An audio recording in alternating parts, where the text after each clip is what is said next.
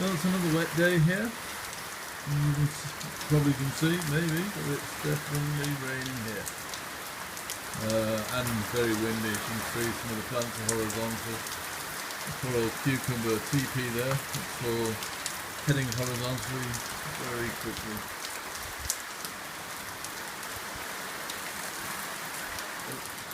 Okay. So yeah, not much we can do today. In fact, this is getting worse. I just pan across. Probably the fact I've left my wheelbarrow out in all that rain. I bought tomato tree there. It's all heavy with fruit anyway, but between the rain and 140k winds that have passed us through, not looking too happy.